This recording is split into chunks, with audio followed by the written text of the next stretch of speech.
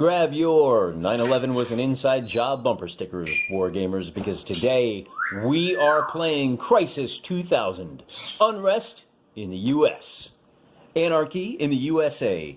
This game was written way back in the halcyon year of 1994, when Bill Clinton was still in office, Bruce Jenner was still a man, and 9/11 was nothing but a glimmer in George Bush's eye.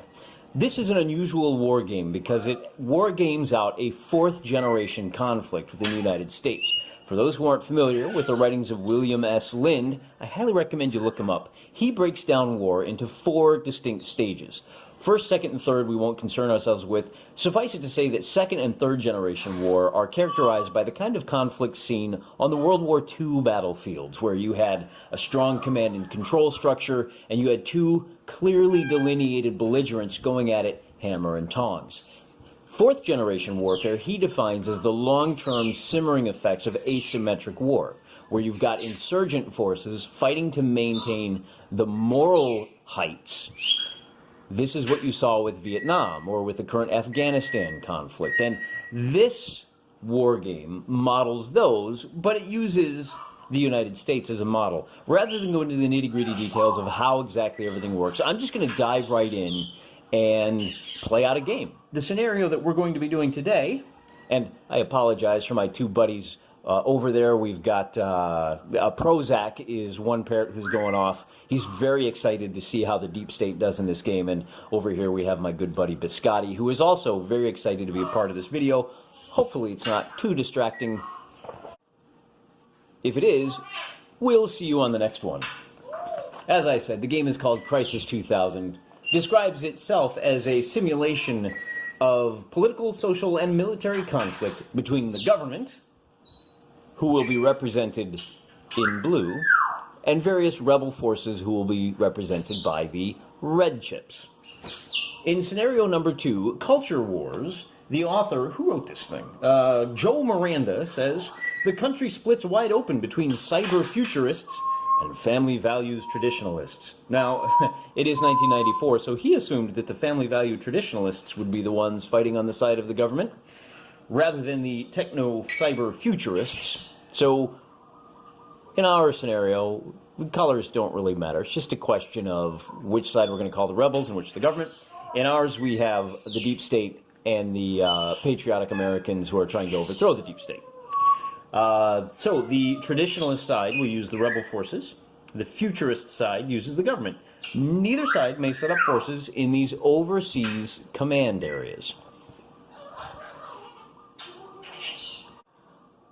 A couple of things to be aware of before we get started. We do have a 10-turn limit. Here's our turn counter. And then each of these regions has a political value, which you can see inside these shapes. And the different shapes determine the kind of terrain we're talking about. So the blue are metroplexes, the gray are wilderness, and the green are developed. Those will come into play because there's one other kind of counter we should talk about, and that is the crisis counter. These are random events, and they will help influence the two different kinds of combat that you'll see in Crisis 2000. With all of that out of the way, we're going to go, I'm going to set up the government forces first. The government has 8 counters that look like this, and we'll go over what each of these counters means. 3 different numbers. Now, what you're looking at is an infrastructure counter, an insurgent counter, and a cybernaut counter. The first number is how many, call it, what the strength factor for cyber warfare. The second number is for military, and the third number is movement, how many regions it can move through on the movement phase. The bar here means that this is a cybernaut, and he cannot be targeted by the military, generally. He can only be targeted by other cybernauts, by other yellow stripy guys. There is a random event called surveillance that will allow the military to strike directly at the cybernaut. That will come up later. The infrastructure, there can only be one of these in each region at a time. This essentially is the state and city governments, or in the case of, say, Illinois, where the state and city government are the two most powerful actors, and we just, whatever, who cares about the rest of the state? So it can also mean whatever powers are influencing that infrastructure. And you will notice that these can all be turned upside down, and oh my gosh, look at that. The blue state just went red. So that is a possible outcome of the conflicts that we see. Government's going to set up first, and they get a total of 8 infrastructure. So of course, they're going to go ahead and snatch up the big victory points and claim the metroplexes. Because this is a, let's see, neither side may set up an overseas command, and that's the boxes over here. So by setting up first, they have the ability, the government forces have the ability to commandeer all of these big mamma jammas. And, oh, look at that. The government forces control the coasts, primarily, and Chicago. Then we're going to put in, we're going to defend D.C. with the Cybernaut. And we've got 4 strike forces. We're going to put the FBI, so that's this guy right here, he's the FBI, into California. This guy here is,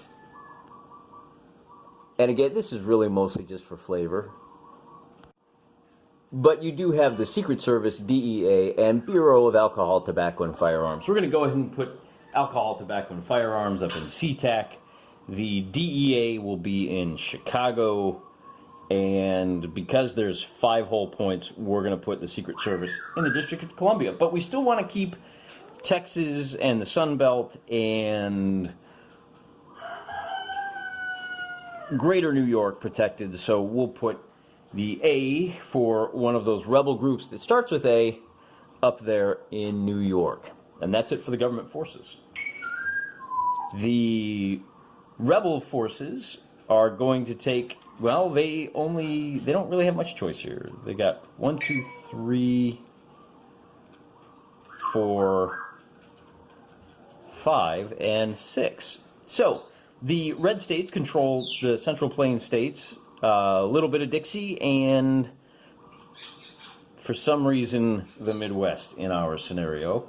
And we have 2 federal police, which we will put 1 in the Heartland, and we'll put 1 there. The good news for the rebels is that they have a lot of cybernauts. We'll just go ahead and put 4 in there. And then we'll give each one some insurgents as well. So nice even spread for the rebel forces. And we're all set up and ready to play. One thing you'll have noticed on this game is that there aren't a lot of military forces. That's largely because of the scenario that we've chosen. For future reference, there are high-tech arms counters that can come into play. This is a rapid deployment force. And then over here you have special operations, which would be elite military forces, trained in unconventional warfare. So we're not using those right now, but they may come into play later. The last thing we need to do before we start is draw out 4 of these crisis markers for the, the government gets 4, and the rebels get 6. So we just swirl them around, and without looking, we're going to draw out 4 for the government. And 1, 2, 3, 4,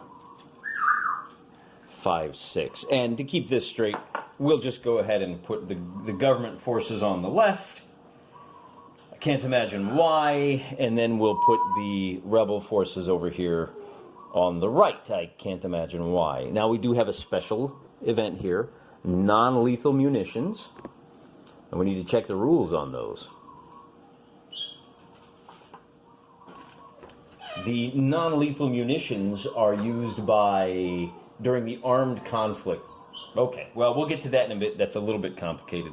That can be played at any time. There are event chits that you draw that you have to announce immediately. And when we do, we'll get to those. Now, just to go over real quick how conflict works, there are 2 conflict phases. Data conflict, where you'll take the number of data ratings. So, for example, if this fella right here. He's got a data warfare rating of 3. That's the first number. If he makes an attack, you roll a d10 on this chart, and if I get a 3, then I lose a crisis marker. 2 through 4, nothing happens, and then you've got various other results on 6 through 10. You can influence the die roll by spending these crisis markers. So, for example, if so what do we got here? One of my cybernauts is going to try something fishy. He's going to make his attack. And then on this counter, you can see there's 3 numbers. And those numbers are the value that you can use in the 3 different types of terrain. And that goes, I'm going to double check. Metroplex, the one in the middle is for developed, and then the one on the side is wilderness. So if I'm in a developed area and I want to play community policing,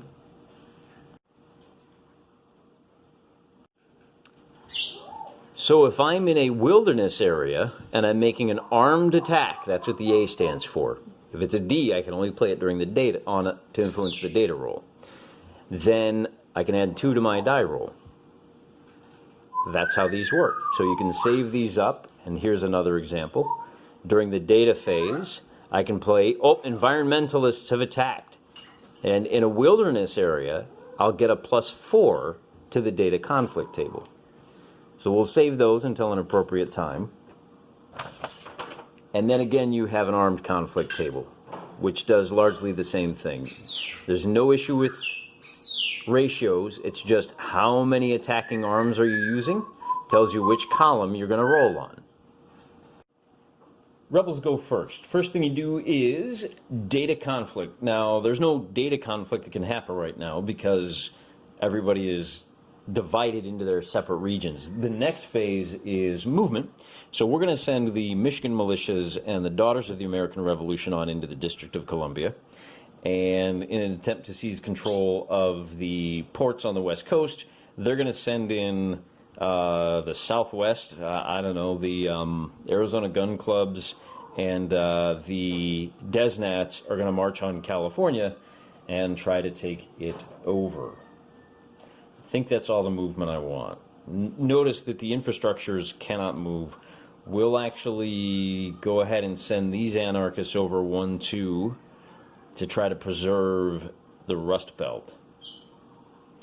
That's all the movement. So now we do conflict. Oh, wait a minute. No, we're not done with that. I'm also going to go ahead and move my cybernauts down in here into the Sun Belt and send one over here to the Midwest. And we'll take a nice aggressive approach towards the Pacific Northwest, and we'll try to we're going to leave the Heartland protected. These guys can move 3 spaces, so I'm going to move them over here as well. In fact, if he can move 3 spaces, I'm going to put him in California. Now we'll move on to the military conflict. So we're going to start over on the East Coast for the rebels. And I've got a total strength of 2 and 4, which I am going to supplement with community policing. Apparently, the rebels control the community policing organizations, and that gives us a bonus of 2. So we're actually attacking DC militarily with a strength of 6. So we roll on this column here, and I'm going to use the red die, naturally enough, for the rebel forces.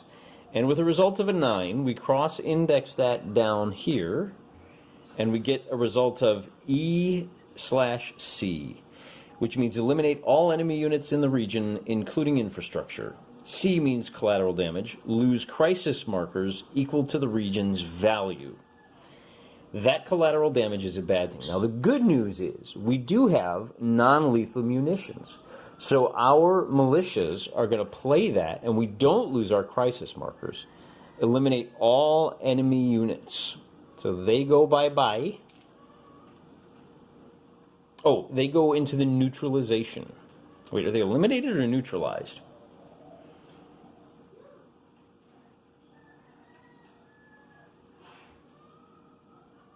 They are eliminated. So that means they don't go in the neutralization. They go down here into the recruiting pool. And the infrastructure unit is also eliminated. It goes down into the recruiting pool. We have another armed conflict over here, where so this is going to be a total of 4 armed conflicts, and because we are once again in a metroplex, we're going to have the defense establishment, which has a rating of 2 when you're in a metroplex. So that's 2 plus 2, 3, 4. Wait a minute. 2, 4, 6. So that's 8 altogether. And we roll another 9 on the 8 result. That is elimination and C, which is, again, collateral damage. They have done too much collateral damage, so while these guys are all go bye-bye, they have to lose, the rebels have to lose 3 crisis counters. 1, 2, 3. So they managed to pick up the left coast and Washington, D.C., but that's it for their armed conflict. And now we go to neutralization recovery. And then it will be the government player's turn to react. There's nothing in the neutralization box, so we're going to move on to the government side. And their half of the turn will use the blue die to match the blue counters. They are going to do data conflict. Now, once again, I forgot to do an attack here. So that's a problem because... Oh, no, I didn't forget to do a military attack. So they are going to do... Ooh, they can do a data attack at 1 or wait and do a military attack at 3. So they're going to wait. Once again, we don't have any data attacks, at least until we send the Bureau of Alcohol, Tobacco, and Firearms into the Pacific Northwest. And we send a group, we send the DEA, let's send them into Detroit. Well, we don't want to leave that unprotected, so we're going to leave that. Government is facing a real problem here. We're going to move... Ooh, boo, boo, boo, boo. We got to look at these two. We have a powerful... We have a neo-religion that we can use. Yeah, we're going to go ahead and send an attack in here. One of the big mega churches is going to try to recruit the Southwest over to the side of the government. But that won't happen until the armed conflict, which we're ready for now. So let's start. Let's go ahead and start down here with this one. The mega church is trying to take over the infrastructure, and they're doing it militarily. I don't know, maybe the Texas branch of the Swiss Guards is going to try to take over the Albuquerque government. At any rate, because we are in a wilderness area, this neo-religion is going to give this an effective strength of 5 on our chart. And with a result of 7 on the arms chart of 5, a 7 means T, termination, eliminate 1 enemy unit. Infrastructure units may never be chosen. So that didn't work. Neo-religion goes back in the box. We'll try... That's not bueno. We're going to hang on there. We're going to do a military attack here. Now they can do that because they both have green... They both have the little yellow boxes. So we're in a developed area. We are going to use community policing to add 2 to our roll, to our column. Column shift over to 5, and we roll a 10, which means eliminate.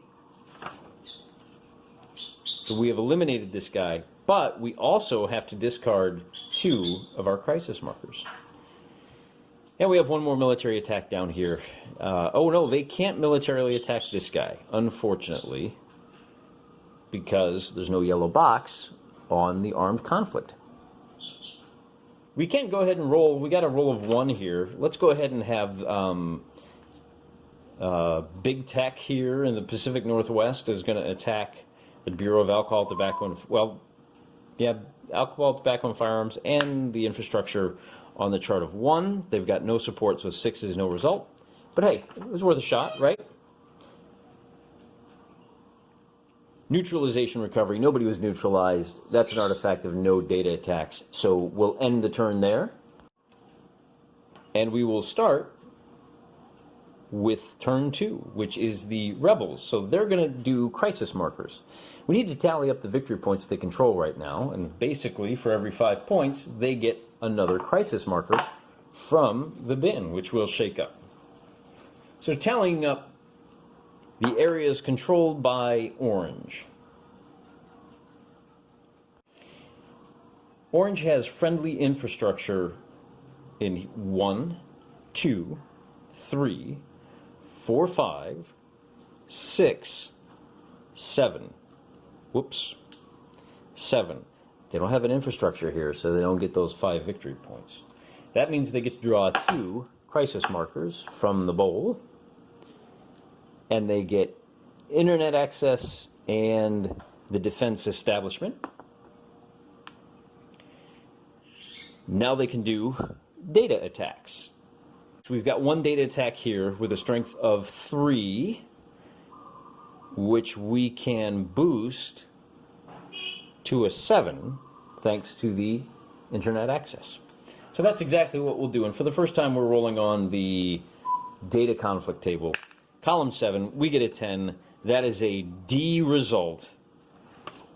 Pacific Northwest gets the D. Defection. Perform or flip. So you can perform, you can neutralize somebody, remove them, or flip. And so we're going to flip the infrastructure over. Thanks to, I don't know, what is that? The hacker known as 4chan? We have another data attack down here that is in a developed area. We could spend the defense establishment. Well, I love you too, bird. But I think we're going to spend, where else could we spend it? That's probably the best place to do that. We're going to go ahead and spend, so that gives us a column shift. We are on column 4 of the data conflict. And a result of a 2 on the data conflict, column 4, is a no result. Now we'll do some moving around. We're going to defend the District of Columbia. That's 5 big points. We're going to move you down here, you over here, and we'll move both of these guys up to SeaTac, which is still unprotected.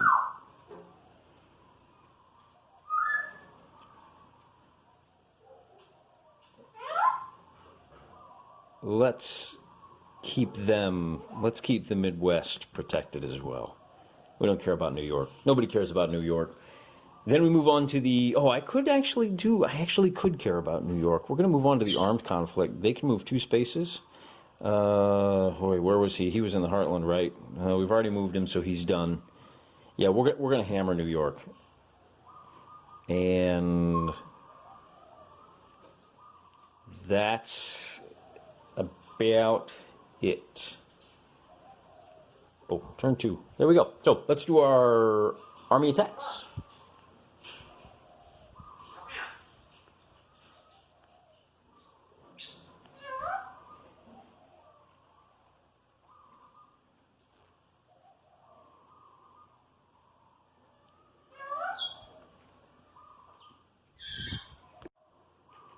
We've got 1 up here.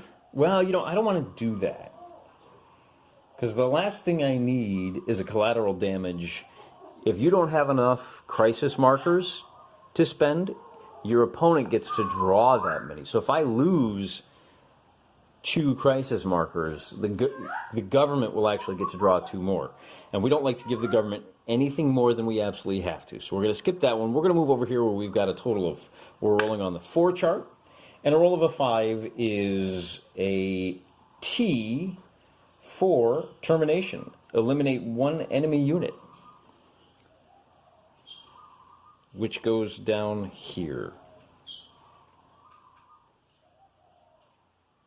We get a military attack down here on a column of 4. Rolling a 7 on the 4 column gives us a termination. So these anarchists go down there. and I've got a total of 4 to attack this anarchist. Again, we're rolling on the 4 chart. A result of a 3 is a, oops, collateral damage. So the federales get to draw, and they get to use community policing.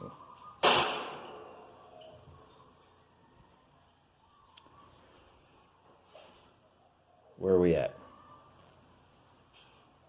We did armed conflict.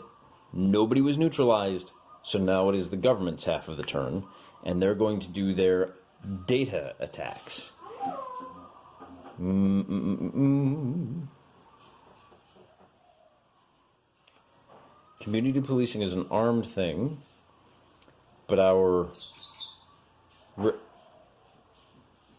blue forces, so we have a data attack here.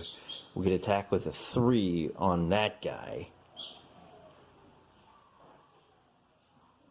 Not looking good for blue. We'll do a data attack up here. And even on a 2 column, that's going to be a recruitment result.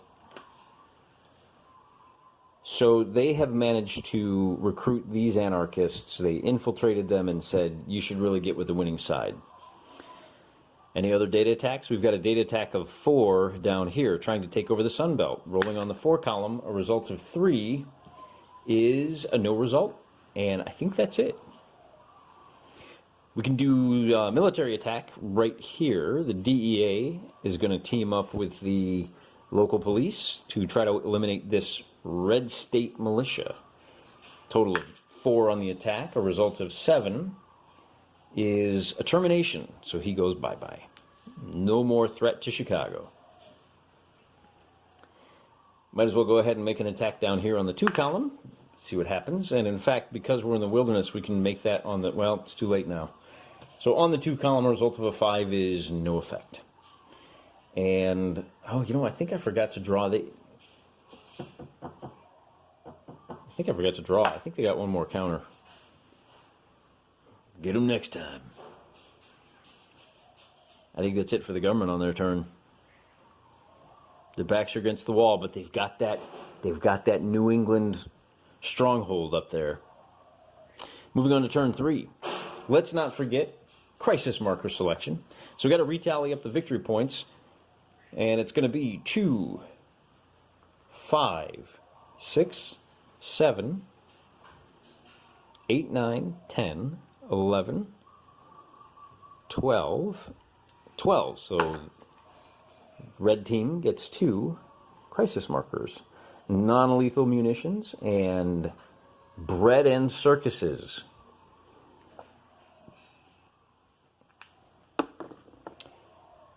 So red team can expend those on their turn.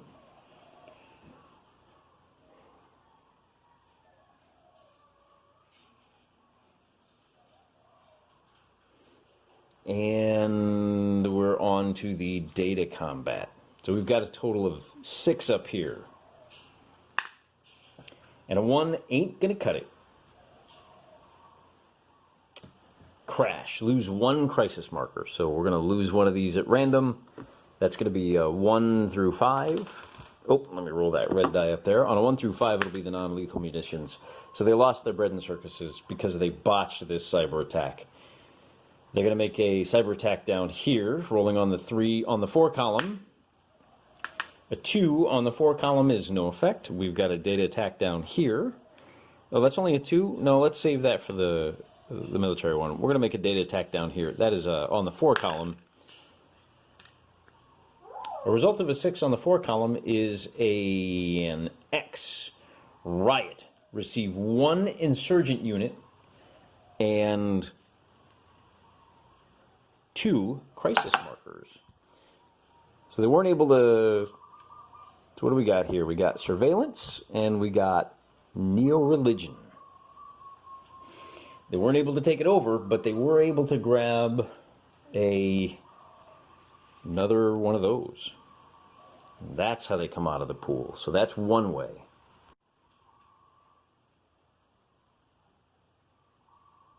That's all the data attacks that we're going to do. We're going to go ahead and shuffle our forces around a little bit. Really would be nice to recruit an infrastructure here, but that ain't happening anytime soon. So we'll move somebody down here, and we'll move, we need to kind of, let's go 1, 2. We'll move him there. And I think that's it for the movement. We're really going to focus there. Armed conflict, we have 1 down here. And we've got 4. What kind of, this is the wilderness. So we're going to use that. Oh, that's a data attack, though. Okay, so we've got a total of 1, 2, 3, 6 that we'll be attacking with here. And a result of 4 on the 6th column is no effect. So the government gets to go, and the government has 2, 4, 6, 9. So they only get 2 crisis markers.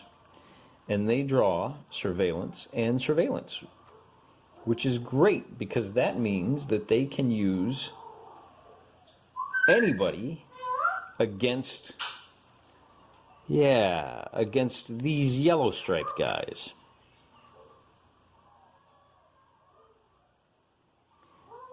They have any data attacks? They've got a data attack here. And that is it. So that data attack is going to be with a 4. No. Yeah, that's on, I'm sorry, on a 3. Attacking on a 3. Result of 1 is not good. Collateral damage. So the rebels get secessionists. How appropriate. Which is worth 4 in any of the wilderness areas. Movement for the military forces. They're going to fight. They're going to leave New England and try to retake Washington, D.C. That's all they have to move. So they're rolling on the 4. They're going to add community policing. So that's a 5. They're on the 5 column. A result of an 8 is termination. Eliminate 1 enemy unit, not infrastructure. So he's gone, and they have reclaimed the District of Columbia is now under militia control. Then we do neutralization recovery. Nobody was neutralized, and we're going to call it quits for this video right now at the end of turn 3. When we come back tomorrow, I'll have a video where we play out turns 4 through hopefully 7 now that we're moving a little bit quicker. And as you can see, this is a fairly straightforward hex encounter war game. What's different about it is that there are 2 attack phases, 1 for data and 1 for the military. This one is very much a hearts and minds campaign. It's very unusual to see a war game that models such a thing rather than just tanks and infantry divisions and bombers sweeping back and forth across the continent. So I really enjoy the puzzles that are inherent in a game like this where you have to do that balance between winning the hearts and kicking the ass. Until next time, I'll be praying for you.